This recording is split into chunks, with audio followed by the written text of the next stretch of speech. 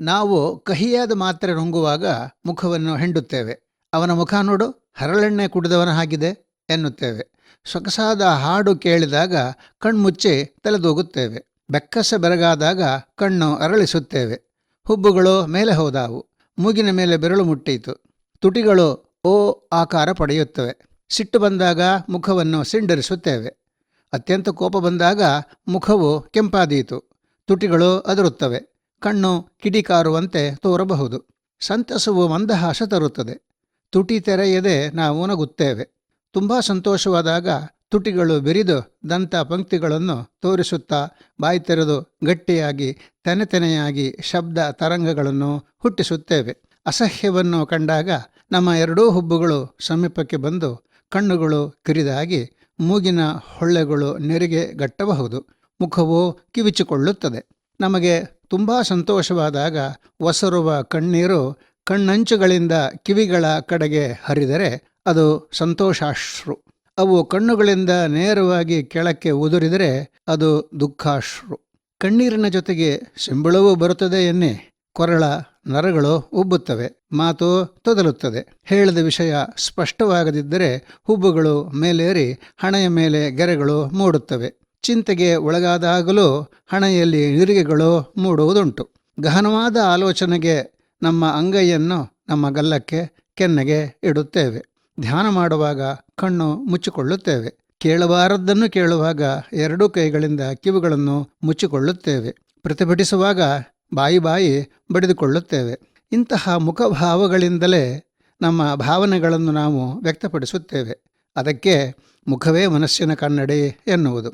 ಇವೆಲ್ಲ ಸ್ವಭಾವ ಸಹಜ ಪ್ರವೃತ್ತಿಗೆ ನೈಸರ್ಗಿಕ ಅಭಿವ್ಯಕ್ತಿಗಳು. ಆದರೆ ಯಾವ ಭಾವ ವ್ಯಗ್ರತೆಯನ್ನೂ ಮುಖದಲ್ಲಿ ತೋರಿಸದವರು ಅಲ್ಲಲ್ಲಿ ಇರುತ್ತಾರಷ್ಟೇ. ಅವರನ್ನು ಭಾವಶೂನ್ಯರು ಎನ್ನಬಹುದು ತಾನೆ? ಅಥವಾ ಬಾಹ್ಯ ಪ್ರಕಟಣೆಗೆ ಅಗತ್ಯವಿಲ್ಲ ಎಂದು ಅವರು ಮನದಾಳದಲ್ಲೇ ಭಾವಗಳನ್ನು ನುಂಗಿಕೊಂಡಿರಬಹುದು.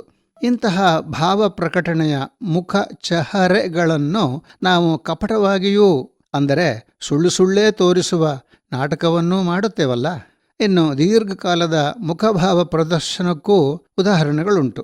ಸದಾ ಹ್ಯಾಪ್ ಮೋರೆ ಹಾಕಿಕೊಂಡವ, ಸದಾ ಮುಖ ಗಂಟಿಕ್ಕಿಕೊಂಡೇ ಇರುವವ, ಸದಾ ಅಳುಮೂರೆಯವ, ಸದಾ ಕಂಗಾಲು ಮುಖದವ, ಆಗತಾನೇ ಸೆರೆಮನೆಯಿಂದ ಬಿಡುಗಡೆಯಾದ ಕೈದಿಯಂತೆ ಸದಾ ಕುರುಚಲುಗಡ್ಡ, ಕೆದರಿದ ಕೂದಲು, ಮಲಿನ ಮುಖದವ.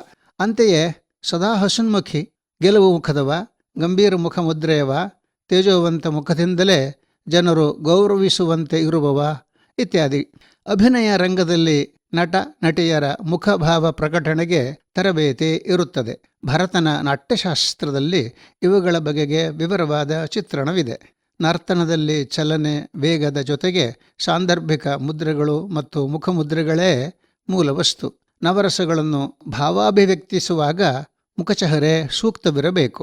ಶ್ರವಣಬೆಳಗೊಳದ ಗೊಮ್ಮಟನ ಬೃಹದಾಕಾರದ ಕಲ್ಲು ಮುಖವು ನಿರ್ಭಾವ ಶಿಲಾಮುಖವಲ್ಲ. ಶಾಂತರಸವನ್ನು ಸ್ಥಿರವಾಗಿ ಹೊರಸೂಸುವ ಮುಖ ಅದು. ಮನಸ್ಸಿನ ಉಳಿದ 8 ರಸಗಳ ವ್ಯಗ್ರತೆಗೆ ಹೊರತಾದುದು. ಆದ್ದರಿಂದ ನಿರ್ಭಾವ ಶಾಂತರಸವನ್ನು ಅಭಿನಯಿಸುವುದು ಕಷ್ಟ ಎಂದು ಹಿಂದಿನವರು 8 ರಸಗಳನ್ನು ಹೇಳಿದ್ದರು.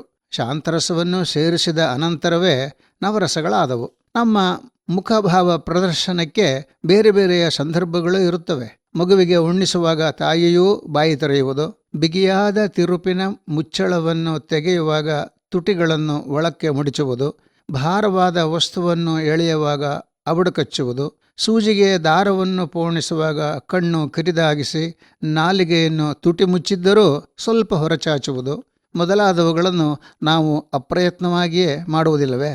ಒಂದು ಮಾಂಸಖಂಡದ ಚಲನೆಯ ಕಾರ್ಯದಲ್ಲಿ ತೊಡಗಿದಾಗ ಮಿದುಳು ಬೇರೆಯದಕ್ಕೆ ಗಮನವನ್ನು ಕೊಡದಿರಲಿ ಎಂಬುದೇ ಇದಕ್ಕೆ ಮನಃಶಾಸ್ತ್ರದ ವಿವರಣೆ. ಏನೇ ಇರಲಿ, ನಾವೆಷ್ಟು ಬೇಡ ಎಂದು ಪ್ರಯತ್ನಿಸಿದರೂ ನಮ್ಮ ಮುಖಭಾವಗಳು ನಮ್ಮ ಆಂತರ್ಯವನ್ನು ಹೊರಹಾಕಿ ನಮ್ಮ ಗುಟ್ಟನ್ನು ರಟ್ಟು ಮಾಡುತ್ತವೆ ಅಲ್ಲವೇ? ಚಿಂತನೆಯೋಗ್ಯ ವಿಚಾರ ತಾನೇ ಇದು.